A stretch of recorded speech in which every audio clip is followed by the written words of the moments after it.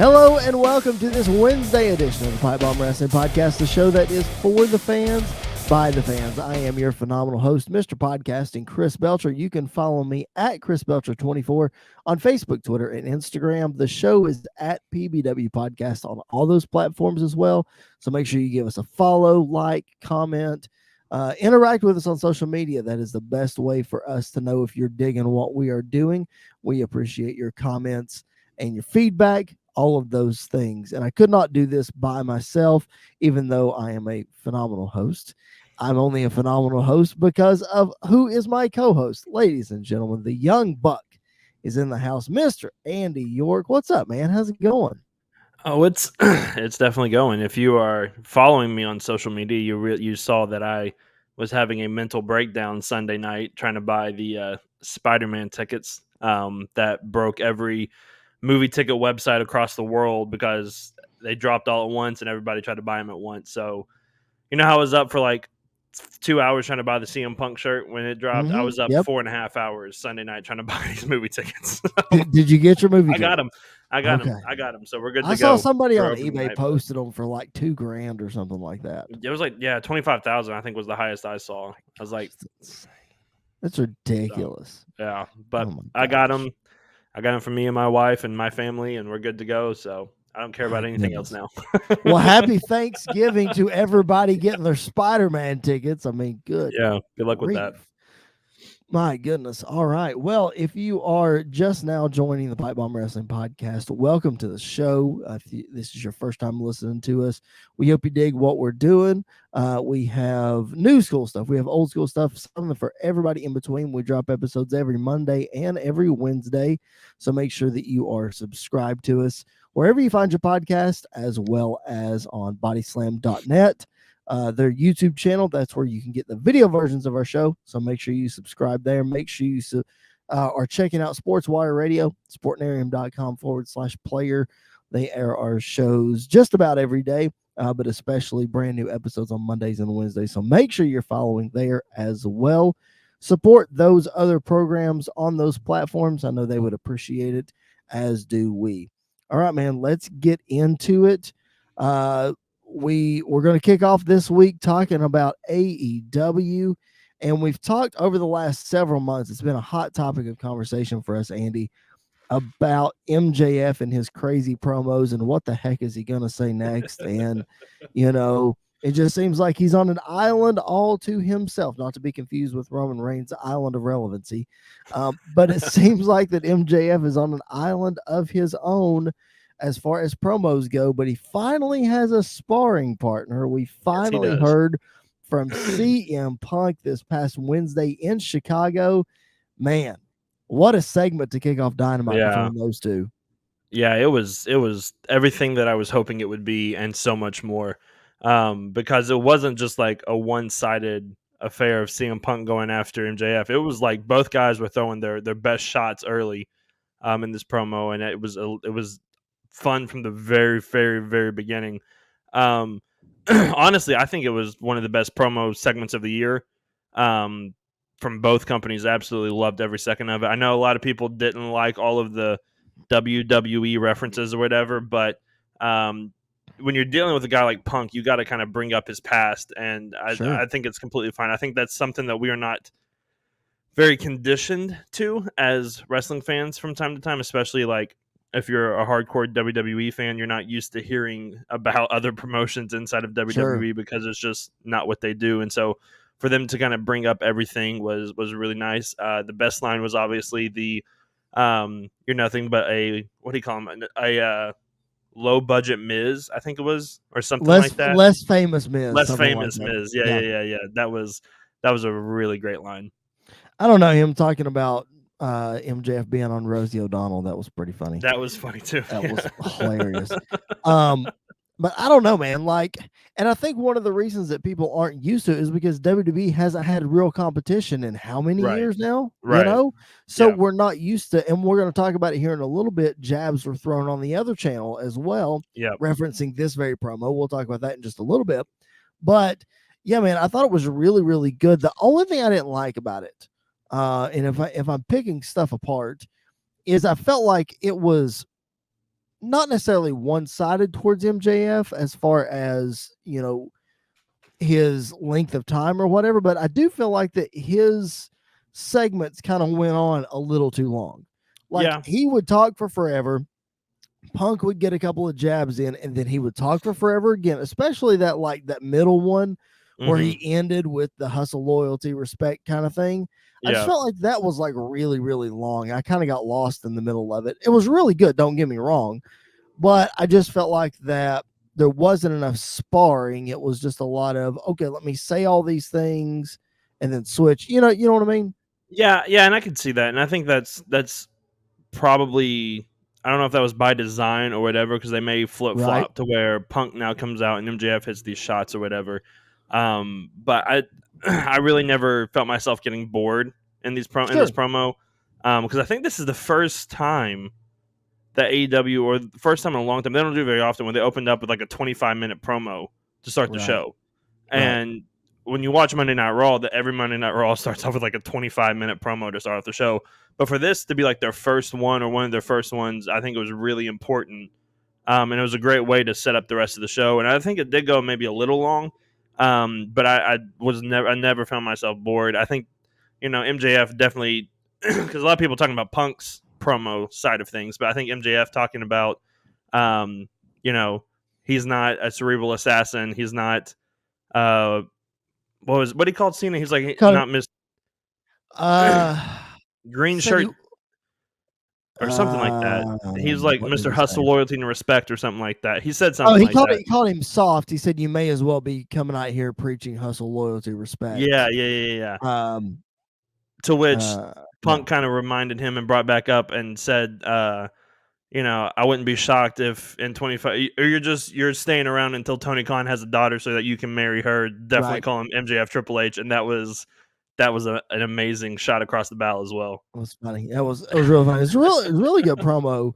MJF bringing up CM Punk's UFC career, Yeah, saying he is surprised that he's straight edge because he looks more like a meth head, and just crazy stuff that going yeah, back and forth between these two. So I think yeah, Punk is the perfect sparring partner for MJF, especially in Chicago. I thought it worked really, really well.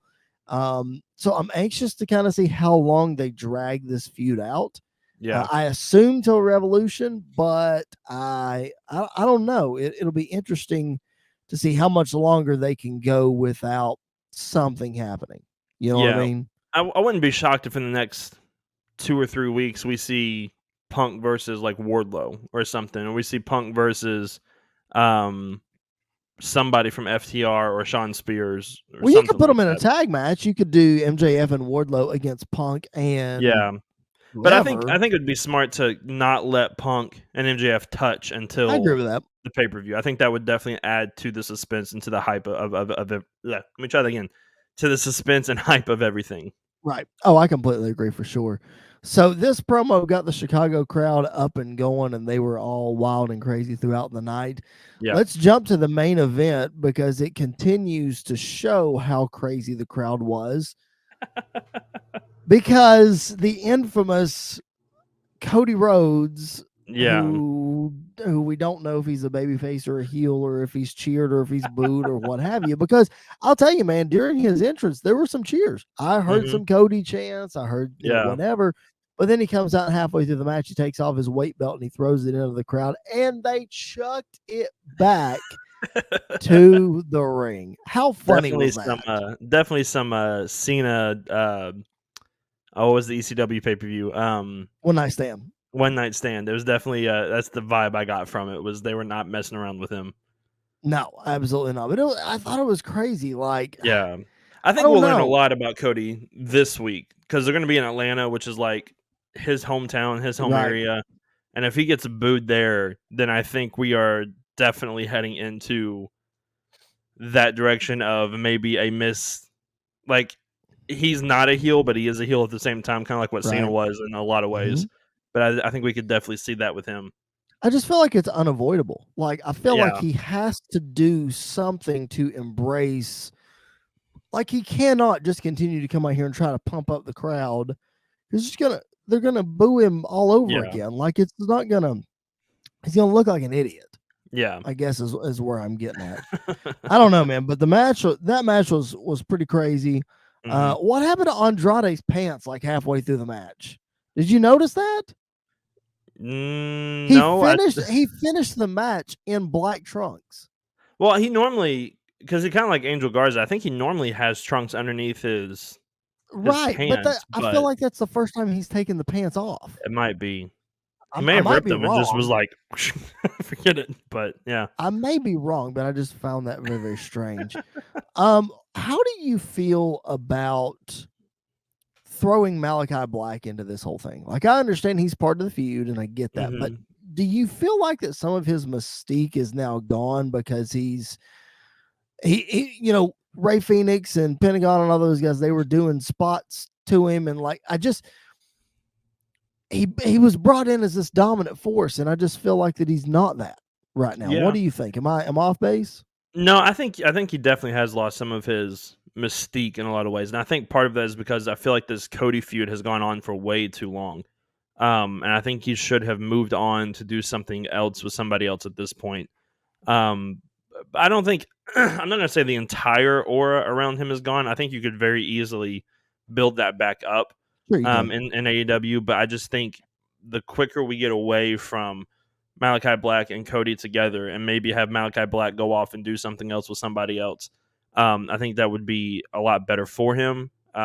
Just let him, maybe not even put him in a feud. Just let him have matches where he squashes some well-known names in AEW to build him back up to that level. I think that would be great because if you're going to give Billy Gunn a spot on AEW, you got to do something better with Malachi Black. What's up with that? Like, what I is think it? he's What about is to the retire. deal? I really Well, think he's about to retire, and they're just giving him his moment, and then that's it. but like, are we going to see Billy Gunn versus Darby Allin at a pay per view or some kind of like what? I don't understand this. I don't I get it. think we'll probably see Darby Allin versus Billy Gunn on like a special AEW show, and then I wouldn't be surprised if um I don't even remember the tag team of the faction is called, like Gun Family, is that what it Gun is, or Club. something? Gun Club. If Yeah. they go for the tag titles at Revolution and then get beat, and then that's kind of it. I wouldn't be totally shocked if that happened either. I just like I see them popping up like the last couple of weeks, I guess, with Darby and with Sting and all that. I'm like, what in the world is going on? We're gonna Like, get a why? Sting versus Billy Gunn match. That thought entered my mind, but I didn't know. We're Like, still do a Sting Tully Blanchard match, so you know, I guess we are make it a stinging all triple the threat at old guys. Revolution. Let's just call Fatal AEW 4-Way, bring WWE. Ric Flair in. Let's just call them WWE all over again. I mean, they're copying everything. I'm I just know. kidding. Just kidding. Send your Well, hate tweets no, at Chris Belcher we 24. would I throw know. a world title in there, and then it would Oh, be that's right. WWE. Sting would squash Hangman Page in like 5 It would, seconds, yeah, yeah, and then Sting and Tully Blanchard would fight for the AEW title. yeah. That's what And it would somebody be. would drop somebody's neck and about kill him, and then we get a Listen, great documentary out of it. listen, we're throwing these shots, but it's not going to shock me if something like that happens. I'm just saying. No. On either side, because here's the thing: like, we don't like these legendary guys coming back in, but they're a draw. Like, they are what they are, and I don't understand how they're a draw though. I don't Like either. But I like get when we went to what you're saying. Nashville, yeah, Right. well, like in Nashville when Goldberg came out, I'm pretty sure I was the only person in the arena booing. Like, I'm Hmm. pretty sure that's it. Undertaker could come back, and I would pop because it's the Undertaker. Like, Right. you're not gonna, the match is going to be terrible or not as good as it could be, but you're still going to watch it because it's the Undertaker, and you never know when that last match is actually going to take place. But Right. I just feel like that. I don't know, Sting and Arn and Tully and, Jake Roberts for a while yeah, and, that kind of thing. I just feel like it's oversaturated. Like, I'm not saying WWE doesn't oversaturate their legends because to some extent they do, but hmm I don't know, man. yeah. I don't get it. I like him as a manager role, and I don't like him as like necessarily getting in the ring and wrestling. Like, it's cool when like they throw a punch every once in a while because it's a big pop because they're getting physical or whatever. But I don't.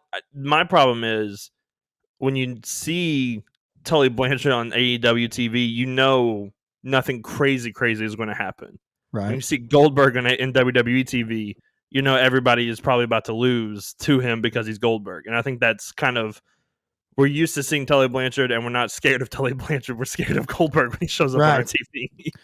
Well, I think Tully and Arn in the manager role like that, I think that makes sense. But Sting in a Yeah. manager role sucks. I'm sorry, it Yeah, just does. it does. It's I think I think you can bring him out with Darby for like a big match or something, but everybody, it's established at this point that Sting is the mentor for Darby Allin. Okay, Yeah. cool. It's established.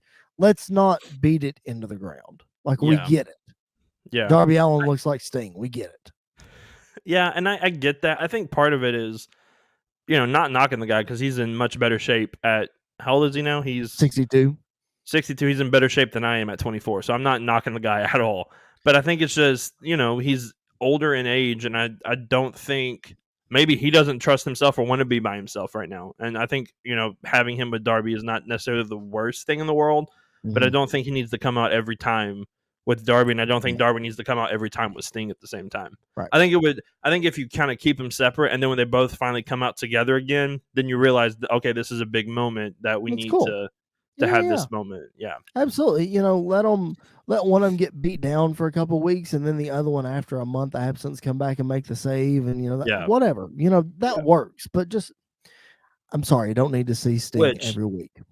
Granted, though, I loved what they did this week with, I don't even remember who it was coming up the ramp, and Darby Allin just threw his whole body at him and took him out. Yeah, it was either Austin or I think Austin was in the ring. I think it was the other one.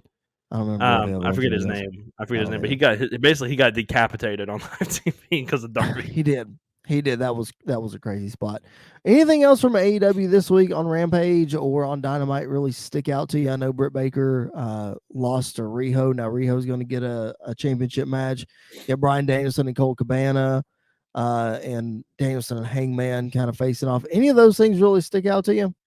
I think Riho winning was a shocker, but it didn't upset me because of kind of what we've been talking about the last couple of weeks of nobody is really believable at the moment to beat Britt. But if you have somebody kind of get that shock win, then it's in the back of your mind like, well, she could end up losing to Riho. So I think that was a really nice play because you don't see the women's champion. You don't see champions very often lose on TV in AEW, and so when they do lose, it's kind of like a special moment in some ways, and I think that kind of builds and adds to that match. Right. Yeah, I agree with that. I mean, yeah, it's definitely been a topic of conversation for us recently. So it's nice to. I mean, Riho was a good champion, and she was the first AEW women's wrestling figure to come out and have the championship, and so she was established, and then you got Hikaru Shida and those ladies who haven't really. We've talked about this, the way the AEW does their championships. Like once one person loses, they kind of go to the wayside, kind of thing. So it's nice to see Riho get brought back into the picture to be a viable contender for Britt. And I feel bad for Shida because obviously living in Japan and then being the champion, and then the pandemic happens and everything, and it was like they were kind of in a hard spot with that. So I kind of feel bad for her. I would love to see her get another opportunity because I think it would be a really fun match again between those two, between Britt and between Shida. But I think Riho is going to be a great opponent. I think she's so small that you counter out a lot of the times, but you don't actually like. She's a really great wrestler for her size, and I think we're going to see that against Britt probably at Revolution. I'm sure. Probably. Let's say you're right. All right. If you are just now checking us out, welcome to the Pipe Bomb Wrestling Podcast. This is the show that is for the fans, by the fans. I am your phenomenal host, Mr. Podcasting, Chris Belcher. You can follow me at Chris Belcher24 on Facebook, Twitter, and Instagram. The show is at PBW Podcast. So make sure you check us out on social media. Make sure you're checking out our brand new shows, either on BodySlam.net's YouTube channel, on SportsWire Radio, or wherever you find your podcast. We are available there. New episodes drop every Monday and Wednesday. There's new school, there's old school, there's something for everybody here on the Pipe Bomb Wrestling Podcast. I could not do this by myself. I am joined by the indie darling, Mr. Andy York. We've talked about AEW, caught you up on what is going on over there. And now to the WWE, man. As I was reviewing all of the programming this morning and making some notes for this show, I realized that we're always in this state of weirdness after SummerSlam, Yeah. and they try to pick it back up at Survivor Series, and we talked about how the Survivor Series build wasn't great this year, and we're just in this kind of weird phase. Or again, I was looking through some stuff this morning, I realized that not a lot happened, but a lot happened. You know what I mean? It's Yeah. it's like Yeah. it's like I applaud WWE for really trying to put their best foot forward and make this day one pay-per-view that we're going to be talking about more in the next coming weeks, trying to make it feel really important Mhm. and this big deal or whatever. And so I applaud them for their efforts of bringing back people and what they're doing, but it just kind of seemed like outside of a couple of big things, it was like what are we doing? Did you Yeah. kind of get that vibe when you were watching stuff this week? Yeah, I did. And I'm kind of shocked that, especially with Monday Night Raw, we already have one match set for the day one pay-per-view, and Mhm. we're basically a month out from Right. that pay-per-view, which is unlike WWE, and it's kind of a nice thing because now we know the match that is set and we're just going to let it build to that. My only concern is with it being a triple threat, we're probably going to see Big E versus Rollins a lot, Rollins versus Kevin Owens a lot, Kevin Owens versus Big E a lot, leading into that instead of just Sure. finding a different way to build that feud to day one. So I like that aspect of everything. But it does definitely feel like we're still in the um, the slow point of WWE because, like you said, it seems like from the end of SummerSlam to the end of Survivor Series is when I feel like WWE is kind of at their low point a lot of the time Mhm. because they don't have really anything super big to build to. Right. They have their Saudi shows, but those aren't really for us as much as they are for the Kingdom of Saudi Arabia. So I Sure. don't think it really counts that much. Um, so you're kind of on this bottom slope, but normally after Survivor Series, we're like, okay, the Rumble's next. We're ready to build to the Rumble, but now we have one more stop before the Rumble, and it kind of seems. I like the idea of a day one pay per view. It just kind of seems like it's just another pay per view instead of something that like something special that it could have been. I would Well, like you could have definitely put the draft right before this or right after this and be like, okay, this is a new year. We're starting over. We're starting with right. something different and build from that from this point on. But it kind of seems out of place in a lot of ways. I agree with that, but at the same time, I'm a fan of the day one pay-per-view. I'm a Yeah, fan of the concept because typically in the spot would be like TLC or something. And yeah, now we're at least just not throwing away TLC. You yeah, know what I mean? So yeah, now the pay per view doesn't have a stipulation or it doesn't have a cool concept or whatever, but it's something different. yeah. So And it makes I it like that feel too. And different. I hope it's like, and I hope it's a pay per view that stays. I really do. Yep. I just hope that we get some more. I think one of the problems with WWE pay per views is there's not a lot at stake at these pay per views. Like, there's not a lot at stake in these pay per views except for the Rumble, except for WrestleMania, and except for Money in the Bank. Because like even SummerSlam is not really what it once was in a lot of ways. Right. And Survivor Series is definitely not what it once was. And so I think you having a pay per view like this, if you put stakes on it of like maybe you have matches on here that determine your spot in the Rumble, maybe you have matches on here that determine if you just get into the Rumble, Right. or something like that. I think would be really really a nice way to kind of start off the year with something different, with something fresh that leads into the year. Well, and I think it's really interesting too that, and that's great. You mentioned the draft earlier, a way to start off the new year. Hopefully, this kind of thing will stick around because it does. Even though WWE doesn't have seasons or Hmm. whatever, um, it typically seems like WWE season, if it had one, would run from Yeah. WrestleMania to WrestleMania. But this day one thing is a nice way to kind of reset for the year and that kind Hmm. of thing. Yeah. So could be something that you build, like you said, build to give reason for all year long. Yep. But let's talk about that triple threat match that has been made for day one. You mentioned it. It's Big E, it's Seth Rollins, and it's Kevin Owens for the WWE Championship. Man, this is the first time in a long time that I can remember a pay-per-view coming up where I'm looking forward to, even though we don't know what the match on the other side is going to be. It Hmm. seems like this one feels bigger than what they could bring with Roman Reigns for the day Yeah. one pay per view, unless that happens to be Roman versus Brock, which we'll get to in a minute.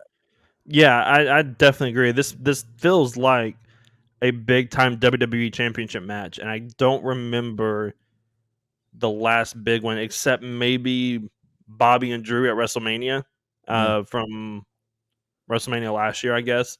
Uh-huh. I guess that's the only one that I can really remember.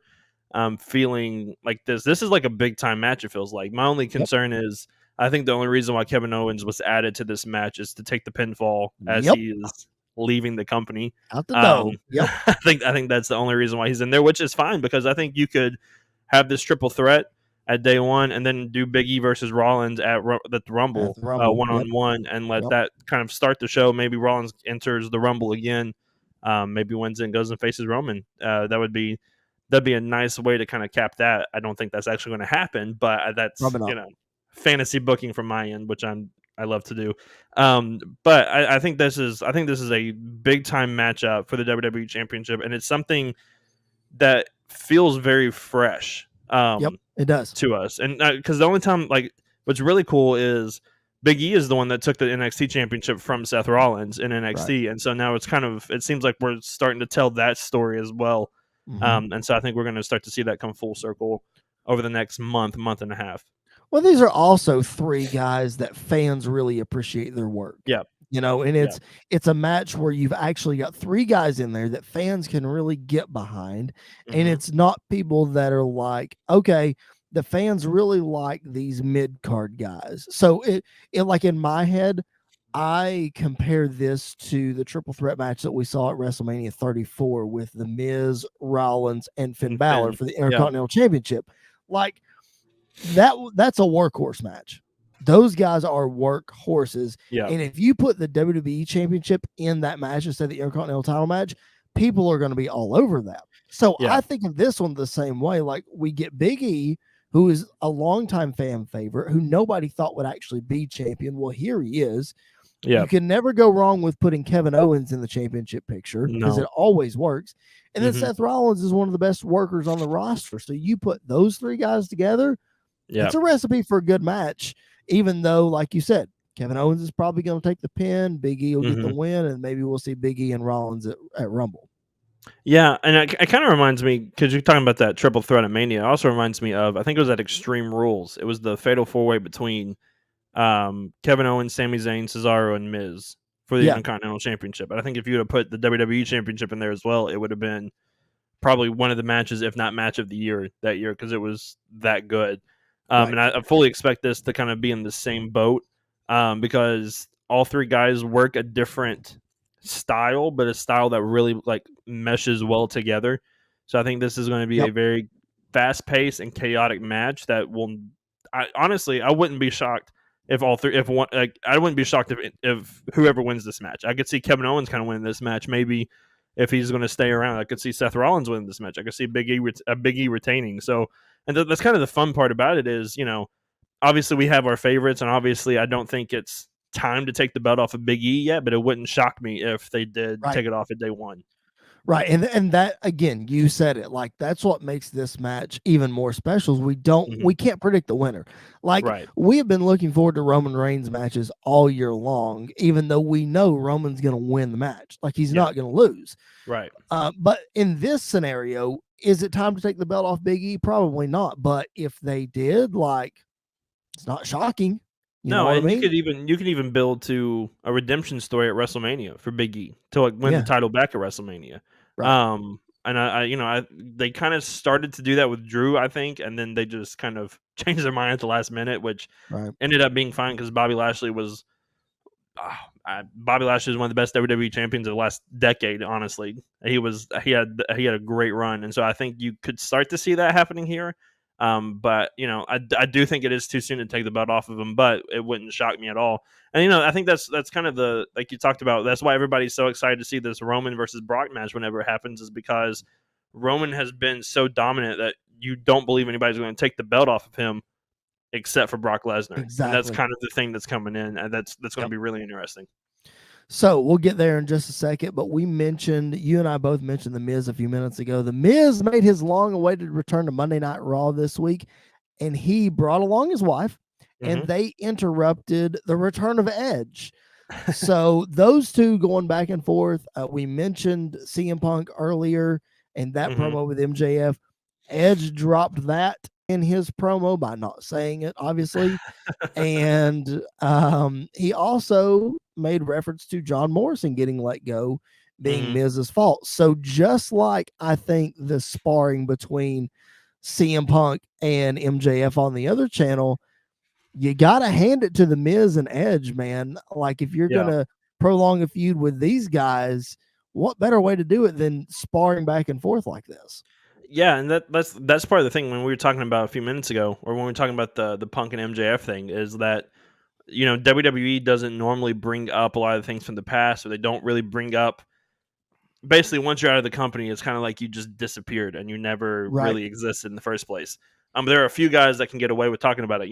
John Cena, The Rock, Stone Cold, Edge, Roman and Reigns, those Roman guys. and Miz. Like honestly, Yeah. Miz can get away with it too because he's so good on the mic. So Yep. I think we're going to see a really great promo segments between these two guys. And I think this match will probably take place at day one. And I think it'll be a different style of wrestling that we've seen from Edge since he came Mhm. back in because he's not working with a powerhouse like Roman or a workhorse like Seth. It's definitely a different style, but it's a safe style that I think works really well for Miz and for Edge. Let me get your thoughts on this. I was reading through the wrestling news this morning again as I was making notes for the show, and apparently Vince Russo is already in the news talking about this segment. I don't know. Basically, he is saying that nobody's going to care about this feud. He basically said the Edge doesn't even care about this feud. Yeah, Like, why? How? In less than 24 hours, have you now come up with Edge doesn't care about this feud? Miz doesn't care about this feud. He thinks that just because the feud is started off based on Miz saying that Edge got the triumphant return and he didn't get anything, that now nobody cares about this. yeah. Like what do you think about that? Like I just to me that doesn't make any sense. None whatsoever. I just think Vince Russo's an idiot, honestly. Like he's also the same guy that when Kevin Owens won the Universal Championship said that Kevin Owens can never be the face of any company, and Right. that's an absolute lie. And I think we're going to see that's a Right. lie when he more than likely jumps ship to a different company because he is definitely the guy that you can hate, but also when he's a babyface, everybody is behind him 1,000%. And I think he is Mhm. definitely the face. He could easily be the face of the company. I think this is going back to you know Miz doesn't get the respect that he deserves. Right. Obviously, he's a great promo. He's one of the best promo guys of this generation, Yep. without a doubt. And he's not flashy in the ring by any means because that's just not who he is. But he still can give you a solid performance. Uh-huh. When he has the right dance partner, and obviously Edge is probably doing some of the best work of his career right now. And so Yep. I think this is kind of just a nice matchup that we can see. I don't know. I think Vince Russo is just looking for attention, getting attention, and I don't. I think people are going to get behind it as long as it's booked well. And if people don't get behind it, it's not the Miz's fault, and it's not because Edge doesn't care. It's just because of honestly WWE creative. Well, and I think too that number one, I try not to pay attention to anything Vince Russo says about the current product because I think he's even more clueless about the current product than he was when he was booking stuff. Yes, But absolutely. uh, second thing is, I think you're right. I think people will get behind this feud because Miz is the kind of guy that everybody hates. Miz Hmm. is the kind of guy that he's like MJF. He can say whatever he wants, and everybody wants him to get his face beat in. Well, who's more beloved in the WWE right now than Edge? Right. So if you're going to go out and you're going to say stuff about Edge, and you're going to talk about, do the stuff that Rollins did, talk about his family, or Yeah. talk about jerking the curtain at WrestleMania or what have you, that's going to get people fired up and they're going to want to see Right. Edge whip the Miz. And then Miz is going to turn around and get a cheap win. And then everybody's going to hate him even more. Yeah. And so I think it's great. I really do. Plus, these are two of my all time favorites. So I think it's a Yeah. fantastic feud. I really do. Yeah, I do too, and I think it's going to be just fine. I don't think it's going to be as good, honestly, as his feud with Seth or as his No, feud with Roman. Um, no. this is a nice, and I don't mean this in any disrespectful way. It's just kind of reality of things. This is a nice filler feud until Mania. Sure it is. This is a nice way to give Edge to do something and both guys to do something until Mania. And then And we'll kind of go their separate ways from that point. and to fulfill yet another match that people probably want to see with Edge. Yeah. Because Miz has been that workhorse for a long time, one of the hardest working guys in WWE for as long as he's been here. And Yeah. Edge said it in the promo, like Miz busted his tail to get where he is. Mm-hmm. So did Edge. And they've carved out different paths. And now so yeah, you're right. It'll be a nice filler feud to see where we get to with both of these guys for WrestleMania, because I'm telling you, coming off of Miz and Bad Bunny and all that kind of stuff from last year, Miz has a lot to live up to for WrestleMania this year. I'm expecting a pretty good spot for him at Mania. And of course, Edge is going to get a fantastic spot, and we hope it'll be against AJ Styles. That's what we hope for. Or Finn. Yeah, either one. I'm happy with either one. But yes, and I think honestly we could see Miz versus Damian Priest for the US title at Mania. I think that would be a nice way to have that. And honestly, I think that'd be a great way to get the title off of Damian, to let Damian Priest go after the WWE champion, because I think Damian Priest is one of those guys that could be WWE champion in the next 2 to 3 years, honestly. And I think this US title feud and title run that he's had has been so great. Yep. That I think it's time to get that off of him and let him kind of move up the ladder a little bit. Yep, I completely agree. All right, let's move over to SmackDown. We've been peppering in talk about Roman Reigns and Brock Lesnar the whole time. It's hard not to talk about Roman Reigns because he is the biggest thing going in WWE right now. A lot of people online, since he made the comment on SmackDown on Friday about how his time is coming up, will be over sooner rather than later. A lot of people are really digging into that comment, and even Roman said something about, he did an interview how like he wants to do movies and all that kind of stuff. Do you think that's more of just Roman's character coming out, or do you think there's some truth that Roman Reigns could be done in the next couple of years? I think it's honestly probably a little bit of both. I think because he's not like, he's still, I think he's in his 30s, obviously, but something like that, mid 30s. So honestly, I wouldn't be shocked if he was here for another 4 or 5 years doing his thing, and then did kind of what The Rock did, of like going to do movies, would come back for a little bit, go to do movies, come back for a little bit. I would not be shocked if we saw him kind of go take that role for a little bit. Honestly, it would not surprise me either way. I do think it was a nice way to get heat, but I honestly think there is some truth behind that as well. Sure. Roman Reigns is 36, by the way. Yeah, so probably till like 40. I would say he's full time. Movies and I would say he's full time till he's 40, and then maybe he will. But like my thing is, I think it's more character than anything, simply because like there's no way he would walk away in the next year or two. No. You know, yeah, because of how, I mean, dominant he's been. How dominant he's been. He is the face of the company. And has been the face of the company for a long time now, but now it's in a different way. And I don't think he's going to lose that title in the next 2 years, honestly. It would not shock me. And the thing is, he could lose the title in the next year or two, take 4 or 5 months off that would be, at that point, well-deserved, and then come back and just be a massive force. Probably be a big babyface when it comes back. Oh, honestly, I think it kind of writes itself at that point. Yep, I agree. So we've got Brock Lesnar. We found out that his suspension has been lifted. He will be back next week on SmackDown. I see this going one of two ways. Give me your thoughts. Does he come back just to challenge Roman Reigns, or does he come back and announce that he is going to be in the Rumble? Or does he come back and it's a little bit of both? Like he comes out and he challenges Roman. Roman says no, and Brock says, "Okay, well, I'll just get in the Rumble. I'll win the Rumble, and then I'll come after you." I think it could be a little of both. I don't think he'll announce anything about the Rumble until maybe the day one pay-per-view. Okay. I wouldn't be shocked at it'd be. Please do it this way, because I would love to see this happen. I don't know who Roman's going to face at day one. But let's say Roman Reigns versus Jeff Hardy, because Jeff Hardy is probably the biggest babyface in the company. Well, no, Sami Zayn just won his opportunity. So let's just say Roman Reigns versus Sami Zayn at day one, just for the heck of it. But you could make like Brock could weasel his way in to be like, special guest referee or special enforcer or whatever, and then you can build to that match at the Rumble. I don't think we're going to see this at day one. I think we're going to see an altercation at day one to lead to the Rumble. Yep. But I don't see Brock being in the Rumble. I think Brock is going to have his championship match at the Rumble, and then we'll have something different planned for WrestleMania. The Rock? Possibly The Rock, possibly. Honestly, man, Jeff Hardy's the biggest babyface in the company right now. It would not shock me if we got Jeff Hardy versus Roman at Mania. As kind of like not because that. I think Jeff Hardy's almost done. I think this is a nice way to kind of cap it for him. I think we find a way to get Roman versus Jeff Hardy at day one.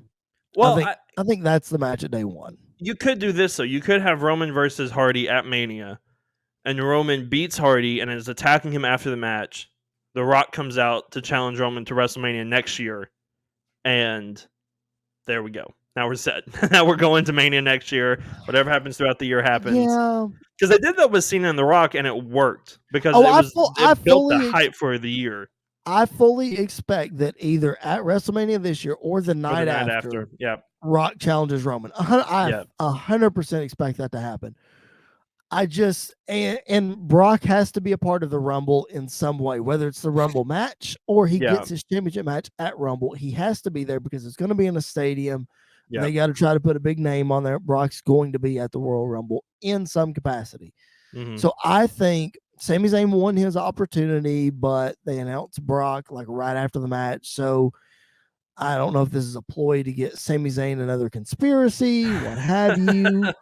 I don't know. Somehow I feel like that Jeff Hardy has to get back in it, like you just said. Mm-hmm. And I think it'll be Jeff and Roman at day one. Day one. Yeah, I think that's more likely. Something like that happening. My question to you is, what was the big beef with Drew McIntyre not being in the match? Like, was there something I missed there that he wasn't supposed to be in the match? Then he came out and he cleaned house, and then Pierce comes out and says, no, you're not in the match. Like, what's up with that? I don't know. I don't know what Adam Pearce's role is on TV anymore. I really do not. I don't know if he's a face. I don't know if he's a heel half the time. Honestly, this may just be trying to build Drew back up, because maybe we get Roman versus Drew at Mania for the Universal title or something like that. I think they may try to build him back up to where he was before the pandemic and before he lost the championship and everything else. But other than that, I don't understand what really happened. I may have missed something as well.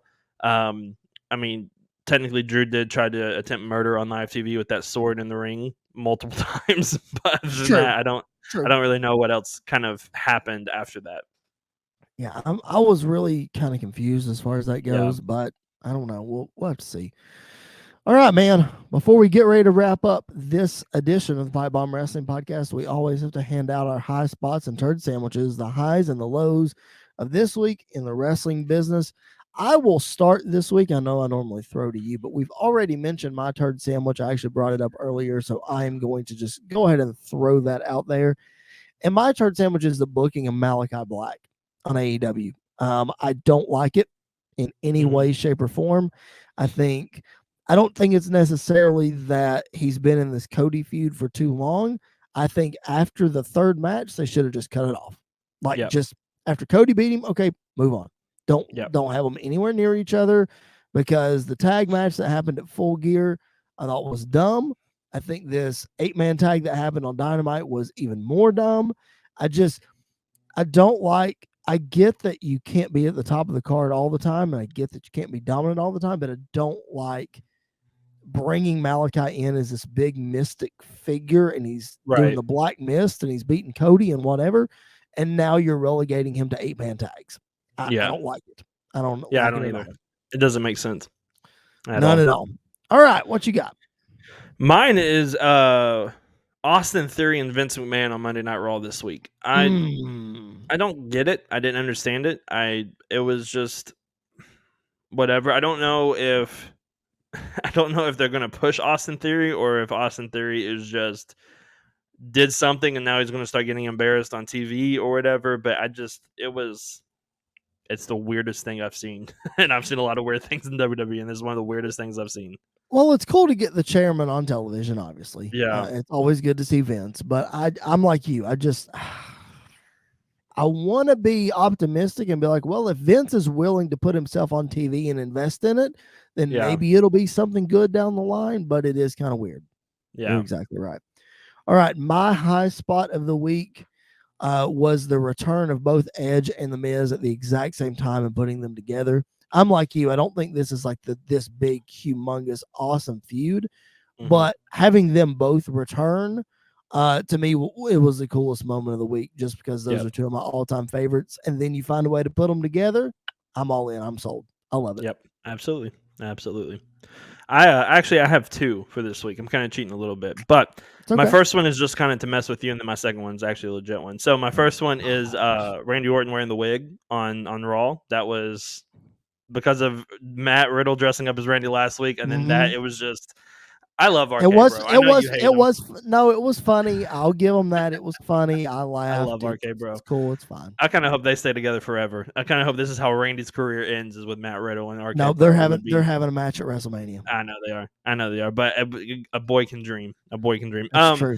No, my actual one is definitely the MJF CM Punk promo, because it was vintage. I know I'm still Michael Cole's word, but vintage CM Punk with his promo. It was definitely everything I wanted to be and more, and I think they're just getting started. Honestly, I think they've still got more stuff down the line that they're going to bring up, and it's going to be a lot of fun, and it's going to get awkward at times, and I'm hoping it gets real awkward, and it's going to be just a great time. So that was definitely my moment of the week. My highlight of the week was that promo. That's awesome. All right. Well, as we mentioned to you earlier, make sure you follow us on social media at PBW Podcast on Facebook, Twitter, and Instagram. I am at Chris Belcher 24. Andy is at Andy_PBWP. We produce brand new podcasts every Monday and Wednesday on the BodySlam.net YouTube channel, on sportnarium.com/player. That is SportsWire Radio, and wherever you find your podcast. So make sure that you hit that subscribe button. Leave us a review. Make sure that you like and comment, share all of the stuff. If you are new to the family, welcome to the show. We hope you had a good time. We hope you will stick around. And if you are a longtime supporter of ours, we appreciate everything that you do for the Pipe Bomb Wrestling Podcast. The show would not be where it is if it is not for you guys. So, Andy, anything else to add before we sign off, ma'am? No, not really. Just once again, another fun week of wrestling, and looking forward to next week, and ready to get to the Rumble and WrestleMania pretty soon. I mean, like I said earlier, not a lot happened, but a lot happened. So we're kind of in this limbo state of let's see where we're going to go from here. You know, we've got some special AEW Dynamites coming up. Day one, like you said, is less than a month away, so we're right around the corner for that. It's exciting time, so we'll kind of see what happens as far as what's coming next in the world of professional wrestling. But to keep you all up to date, all of you fine listeners and viewers on all your wrestling news, make sure you hit that subscribe button. Make sure you follow us on social media. Make sure you tune in every Monday and Wednesday for brand new episodes of the Pipe Bomb Wrestling Podcast. For Andy York, my name is Chris Belcher. We will catch you guys down the road.